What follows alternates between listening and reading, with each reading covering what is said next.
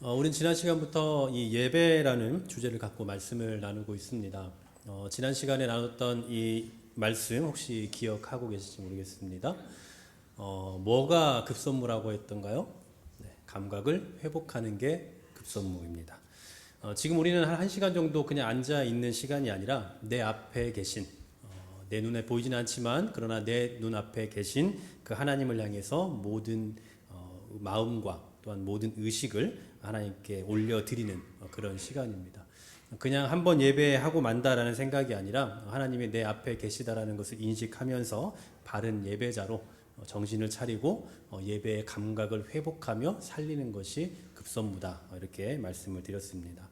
이미 지난 주일에도 제가 이번 이 예배 시리즈에 대한 저의 각오에 대해서 말씀을 드렸습니다만, 저는 그냥 주일 예배 설교 주제 중에 하나로 예배에 대한 내용을 다루는 게 아닙니다.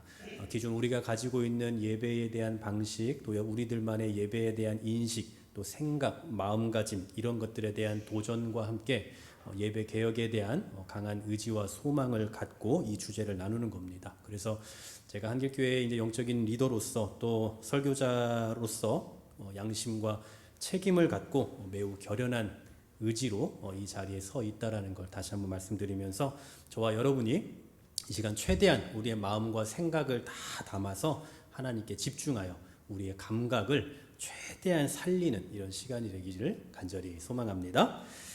오늘은 우리 국민들이 참 끔찍이도 싫어하는 역사 이야기로 좀 시작을 해볼까 합니다. 1910년 8월 29일 어떤 날입니까?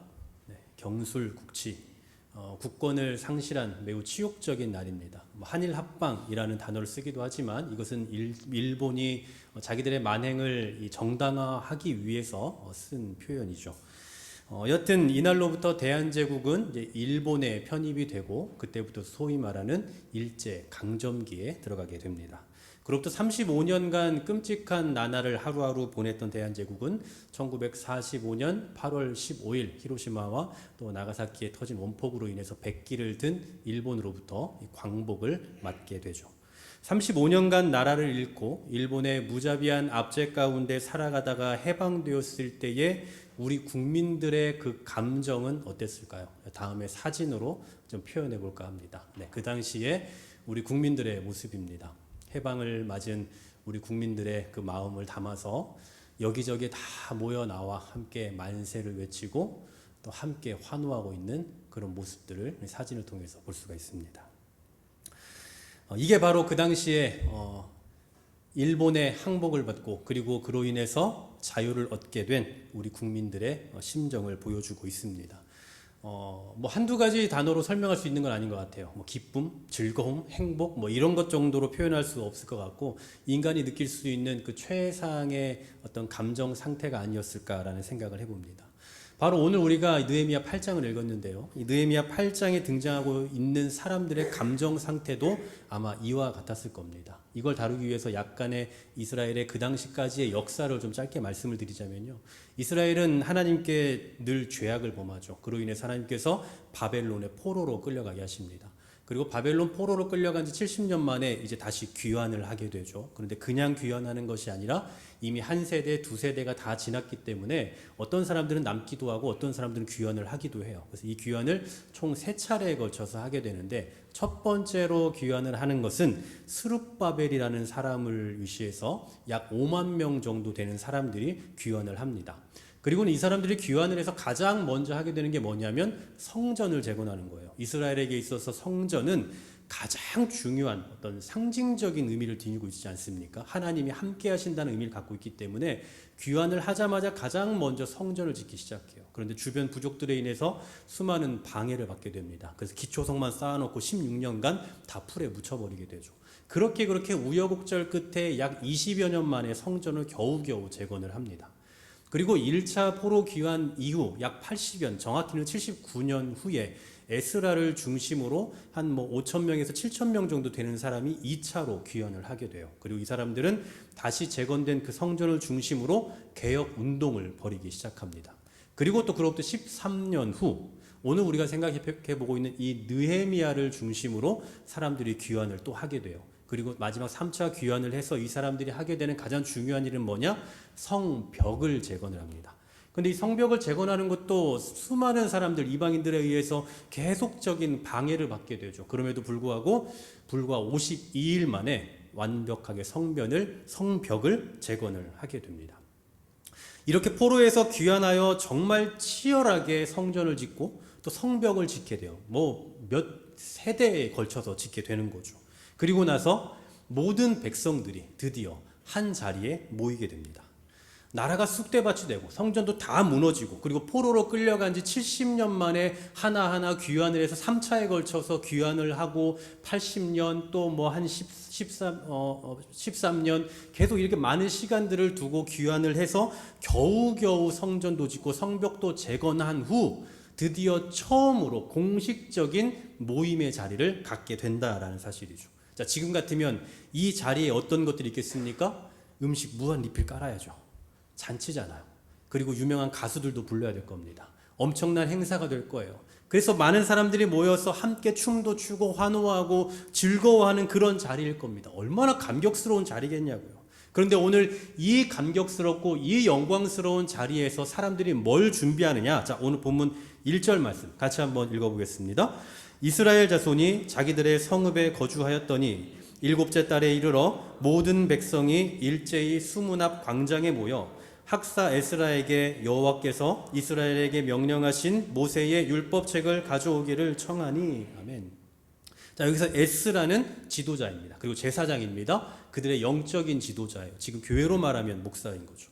그런데 사람들이 이 역사적인 모임을 위해서 에스라에게 한 가지 요청을 하는데요. 그 요청이 뭐냐? 모세의 율법책을 가져다 달라는 거예요.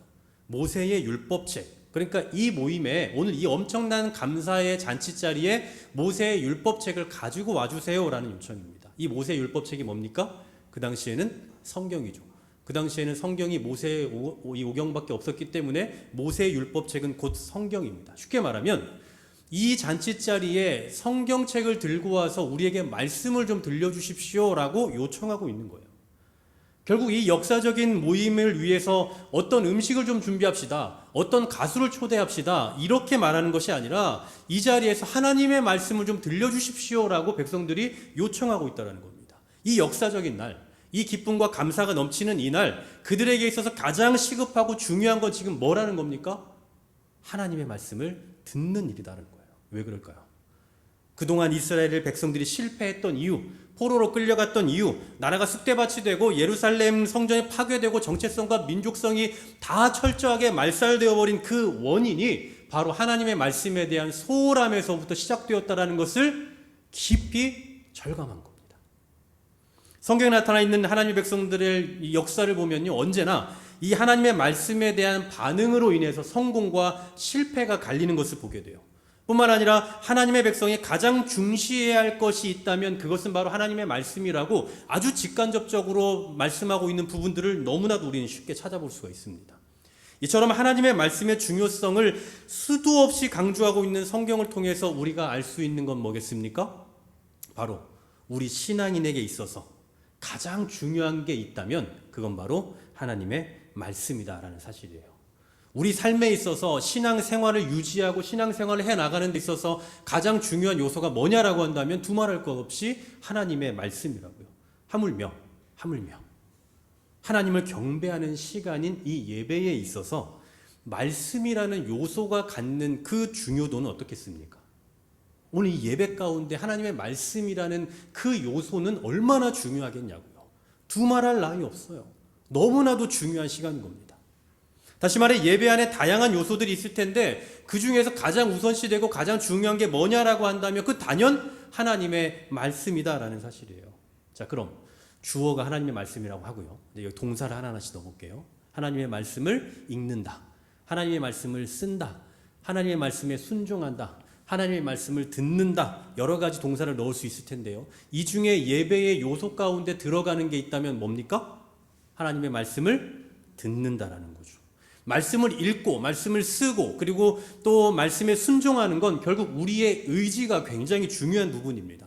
물론 하나님께서 말씀하시는 그 말씀이 먼저 선행되어야 하지만 궁극적으로는 인간의 의지가 여기에 들어 있어야 된다는 거예요. 하지만 말씀을 듣는 일은 어떻습니까? 듣는 일. 이것도 역시나 인간이 들어야 되는 의지가 필요하지만 그 듣는 행위보다 더 선행되어야 하고 우선적인 것은 바로 하나님께서 우리에게 말씀하셔야 한다는 사실이에요.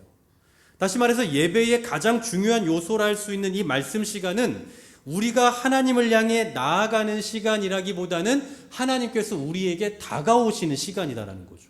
지금 무슨 얘기를 하는지 이해 가십니까? 우리가 하나님께 나아가는 게 아니라 하나님이 우리에게 다가오시는 거라고요. 우리가 예배 시간에 찬양을 한다, 기도를 한다, 헌금을 드린다 이런 표현을 쓰죠. 하나같이 우리가 하나님을 향해서 하는 행위이기 때문에 무엇을 한다라는 동사를 써요. 그런데 예배는 이처럼 우리가 일방적으로 하나님께 무언가를 하는 행위에서 끝나는 게 아닙니다. 전 지난주에도 말씀드렸죠. 예배의 가장 핵심은 쌍방이라고요. 우리가 하나님께 드리고 하나님도 우리에게 다가오시는 게 있단 말입니다. 하나님께서 우리에게 다가오시는 행위. 그러면 예배 가운데서 하나님이 우리에게 다가오시는 그 행위가 뭐다? 바로 하나님의 말씀이다라는 사실이에요. 우리가 다음 시간에도 이제 이 예배의 또 순서, 그러니까 우리가 지금 예배의 순서가 있잖아요. 우리 주보에 보면 예배 순서가 있는데 이런 순서가 왜 이렇게 짜여졌는지 뭐 이런 거에 대해서 좀 나누게 되겠지만 예배라는 것은 기본적으로 이 두 가지 요소가 공존하는 겁니다. 하나는 우리가 하나님께 올려드리는 게 있는 거고요. 또 하나는 하나님께서 우리에게 내려주시는 것이 있는 거예요.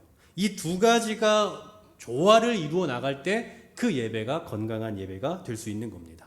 여러분 우리가 할 수 있으면 많이 찬양하고 많이 기도하고 많이 하나님 앞에 뭔가를 하면 좋겠죠. 하지만 그냥 무작정 많이 무언가를 하는 게 핵심이 아니라 하나님께서 우리에게 내려주시는 것을 누리고 그리고 우리는 하나님께 올려드리고 이러한 어떤 의미가 담긴 형식들이 순차적으로 배열이 되어 있는 것이 오늘날의 예배다라는 사실이에요. 자, 그러면 이 예배의 가장 중요한 요소로 할 수 있는 하나님의 말씀, 그리고 그 뒤에 동사를 붙여야겠죠? 하나님의 말씀을 듣는 시간. 다시 말해 하나님께서 우리에게 찾아오시는 그 시간이 있다면 예배의 요소 가운데 어떤 겁니까? 어떤 게 하나님께서 우리에게 말씀하시는 시간이에요? 바로 지금 이 시간이죠. 바로 지금 이 시간. 보통 예배에서 설교를 뭐라고 표현합니까, 여러분? 뭐 목사님 훈화 말씀, 목사님 교훈 뭐 이런 얘기 하지 않잖아요. 하나님의 말씀이라고 해요. 오늘도 우리 성집사님 기도하실 때에 목사님의 말씀을 통해서라는 이런 표현들을 하시는 것도 결국은 다 그런 거죠. 왜 제 말을 말씀이라고 합니까? 여러분보다 연소한 제가 하는 말을 왜 말씀이라고 표현을 해요? 바로 이 시간은 제가 주인이 아니라 제가 주장하는 시간이 아니라 하나님에게 속해 있는 시간이기 때문이죠. 그러니까 지금 이 시간은 제가 하는 게 아니라는 거예요. 뭐 이 시간을 그냥 뭐 이 목사의 에세이, 뭐 이 목사의 교훈 시간 이렇게 말하지 않잖아요. 근데 지금 제가 이 자리에 서 있긴 하지만 이 시간에 말씀하시는 분은 누구라고요? 결국 하나님이라는 거죠. 그래서 우리는 이 시간을 말씀이라고 표현하는 거예요. 그래서 제가 이 시간에 설교자로 말하고 있지만 사실 이 시간은 누가 말씀하고 있어요? 하나님께서 말씀하시는 시간으로 보는 거죠.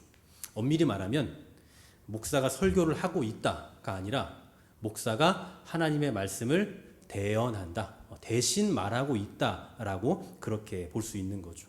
그래서 여러분 이 시간에는요, 여러분이 청중이 되고 제가 말하는 사람이 되는 게 아니라 하나님께서 말씀하시고 저와 여러분 모두가 다 듣는 자가 되는 겁니다. 그러니까 저는 지금 이 시간에 여기서 말하고 있지만 뭐 제가 하나님이다, 뭐 제가 하나님이니까 여러분 제 말 들으세요 이런 말이 아니라 지금 하나님의 말씀이 우리에게 들려지고 있고 그 말씀을 통해서 저와 여러분이 동일하게 듣고 적용하며 깨닫는 시간이다라는 사실이에요. 그 증거가 뭐냐? 지금 우리 앞에 뭐가 있습니까? 성경이 있잖아요. 여러분 지금 이상천 목사의 얘기를 듣는 게 아니라 이 성경, 즉 하나님의 말씀을 듣고 있는 거예요. 제가 저의 이야기를 하고 있으면 여러분 들으실 이유가 뭐가 있습니까? 세상에 재미있는 얘기, 세상에 좋은 얘기 얼마나 많아요. 굳이 제 얘기를 뭐하러 이렇게 앉아서 듣고 있어요. 하지만 지금 여러분이 저에게 집중하셔야 하는 그 이유는 뭐예요?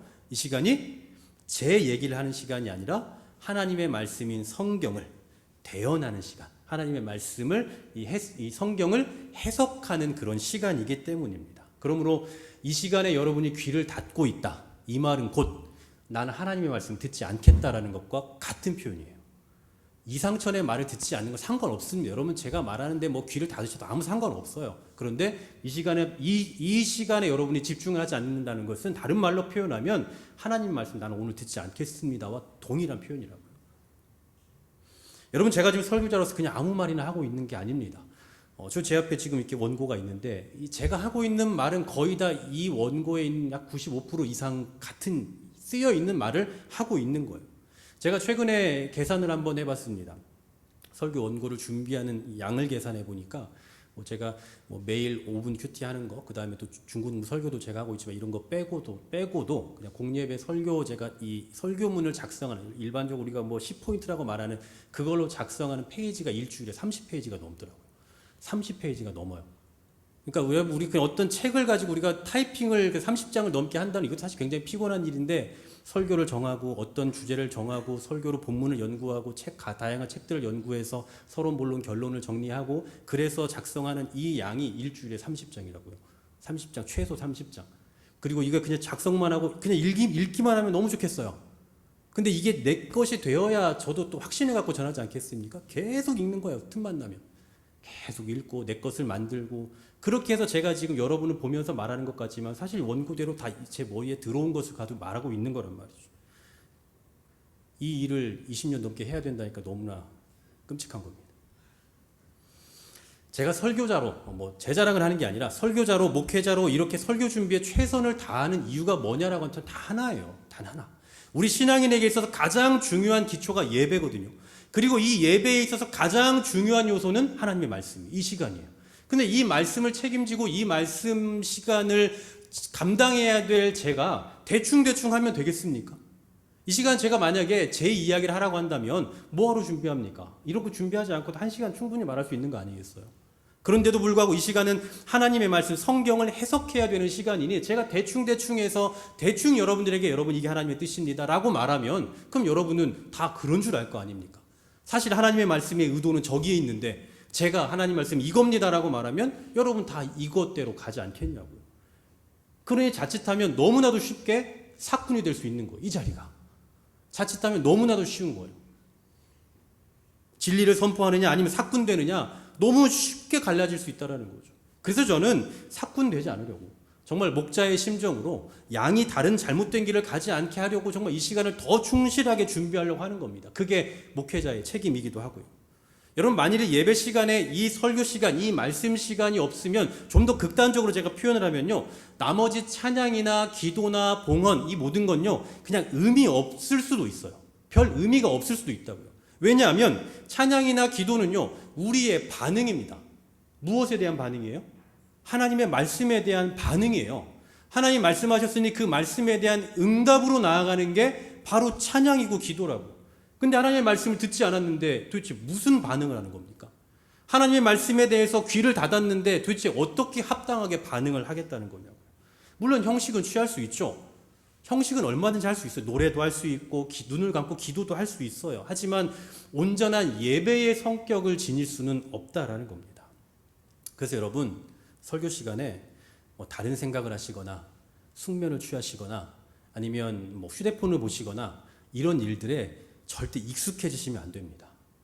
여러분 그럴 수 있어요. 너무 피곤해서 졸 수 있습니다. 너무 급한 일이 있어도 휴대폰 볼 수도 있어요.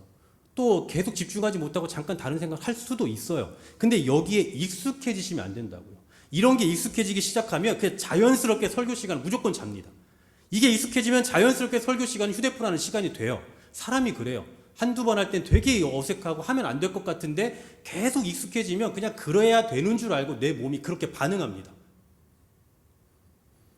한두 번 그럴 수 있지만 익숙해지시면 안 된다고요. 이런 거에 익숙해지는 걸 좋아하는 존재는 단 하나밖에 없어요. 마귀입니다. 단 하나밖에 없어요. 그래서 우리는 어떻게든 말씀을 듣기 위해서 애쓰고 노력해야 되는 겁니다. 잠이 쏟아지면 막 허벅지를 꼬집어 가면서라도 어떻게든 들으려고 해야 돼요. 눈 밑에 파스를 바르면서까지 어떻게든 눈을 뜨고 듣자라고 생각하면서 그렇게 노력해야 된다고요. 하지만 이런 말씀에 대한 사모함이 없으니 가장 중요한 요소인 설교가 가장 지루한 시간으로 전락되어 버린 겁니다. 부끄러운 얘기지만 제가 예전에 전도사 사역을 할 시절에 참 설교를 정말 잘한다는 얘기는 되게 많이 들었어요.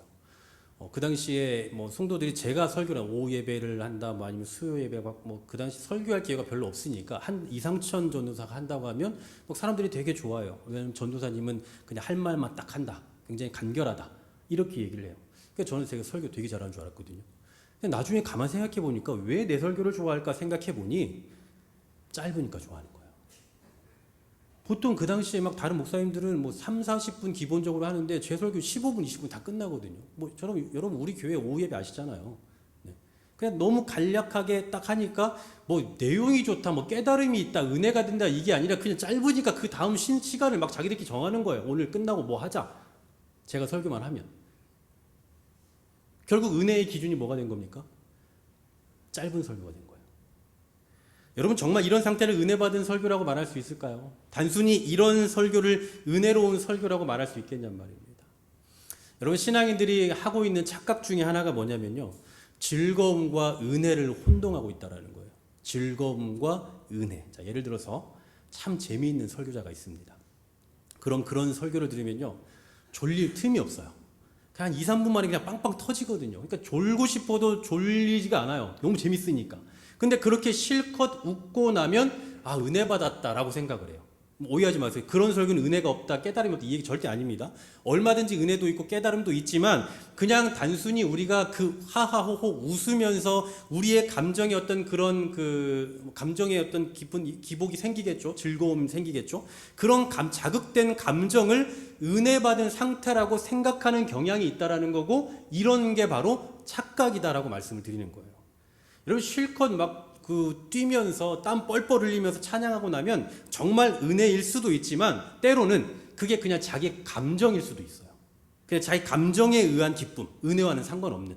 예를 들면 우리가 노래방 가서 실컷 마이크 잡고 막 춤추면서 크게 노래를 부르면 스트레스가 풀리는 것과 같은 거예요. 힘차게 막 신나게 찬양하고 나니 너무 즐겁고 행복한 겁니다. 그러니 그것이 감정에서 오는 기쁨인지 아니면 하나님께서 내려주시는 은혜인지는 사실 다를 거거든요. 그런데 그것을 그냥 은혜로 무조건 착각하는 경향이 있다라는 사실입니다. 그러므로 우리가 예배를 통해서 우리에게 오는 우리가 누리는 그 기쁨이 정말 자기 만족에서 오는 기쁨인지 감정적인 그 자극으로 인해서 아니면 하나님께서 주신 참 은혜인지를 분별해야 할 필요가 있는 겁니다. 그런 의미에서 우리가 예배를 통해 진짜 은혜 받았다, 나 오늘 은혜 받았다라고 말하는 그 기본적인 상태가 뭐냐? 바로 이 설교 시간을 통해서 들려지는 말씀을 통해 내 안에 찔림이 있고 울림이 있고 결단이 있고 변화가 일어나는 상태, 바로 그 상태가 예배를 통해서 누릴 수 있는 진짜 은혜다라는 사실이에요. 여러분 오해는 하지 마십시오. 찬양 자체 아니면 기도 자체에는 은혜가 없다 이 얘기가 절대 아니에요. 우리가 찬양 집회에 가서 찬양만 해도 은혜가 됩니다. 아니면 어떤 기도회에 가서 그냥 기도만 내내 해도 은혜가 돼요. 이 자체도 얼마든지 은혜가 될 수 있다고요. 그런데 예배잖아요, 지금. 예배의 요소에서 가장 중요한 게 뭐라고요? 하나님이 우리에게 주신 말씀이라고요. 근데 이 말씀에는 은혜가 없고 오늘 드리는 예배 가운데 찬양과 기도에만 은혜가 있었다. 그러면 이거 예배가 지금 뭔가 문제가 있지 않냐라는 거예요. 그런 거에 은혜 받는 뭐 우리가 잘못됐다는 얘기가 아니라 그 지금 우리 교회의 어떤 예배의 형태 아니면 어떤 예배의 방식, 뭐 예배의 분위기, 뭐 예배의 현장 이런 게 뭔가 좀 개선이 필요하지 않겠냐라는 말이에요. 다시 한번 말씀드립니다. 찬양이라는 요소, 기도라는 요소 그 자체에 얼마든지 은혜가 됩니다. 얼마든지 은혜 받으실 수 있고 은혜 받으셔야 돼요. 하지만 적어도 예배라는 형식에서는 하나님의 말씀, 지금 이 시간에 하나님의 말씀이 가장 중요한데 이 말씀은 들려지지 않고 다른 요소들에만 은혜가 된다면 그건 지금 이 예배가 예배로서의 온전한 작용을 하지 못하고 있다는 증거가 된다라는 사실입니다. 그러므로 예배 가운데 진정한 은혜를 누리기 위해서 반드시 필요한 게 뭐냐라고 한다면 두말할 것 없이 하나님의 말씀을 듣는 일이에요. 여기에서부터 진정한 은혜는 출발하는 겁니다. 그러므로 여러분 말씀을 듣는 일에 실패하셨다면 죄송하지만 예배에 실패하신 겁니다.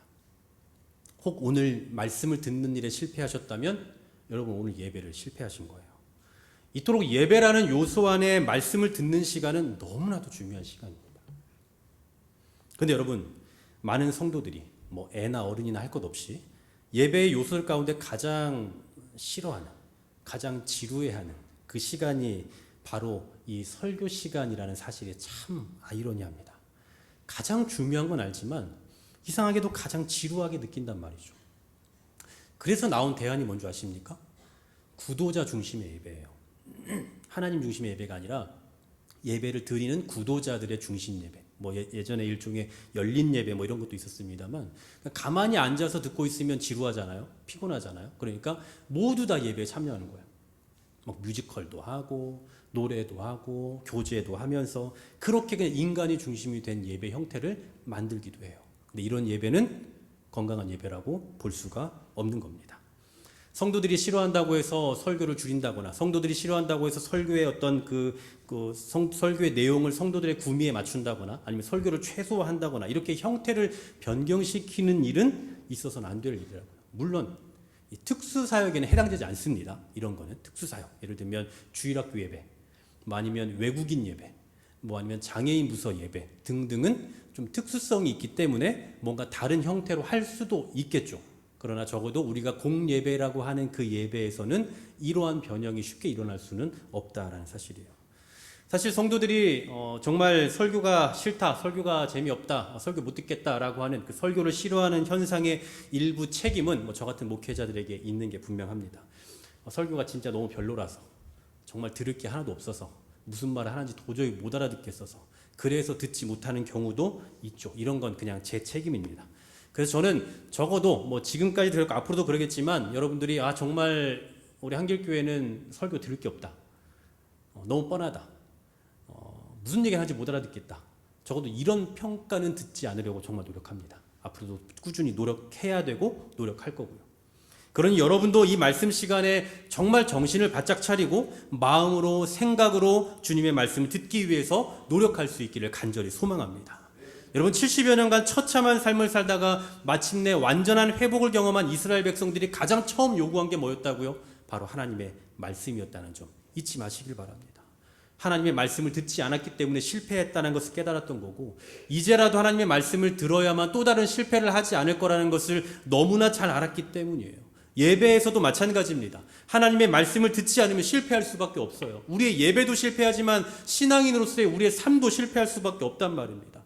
들려지는 하나님의 말씀을 듣지 못하면 우리의 찬양, 우리의 기도, 우리의 봉헌, 이런 것도 역시나 온전한 예배자로서의 행위가 될 수 없단 말이에요. 그러므로 이 설교 시간이 우리의 예배에 있어서 얼마나 중요한 시간인지를 다시 한번 기억하는 은혜가 있기를 간절히 소망합니다.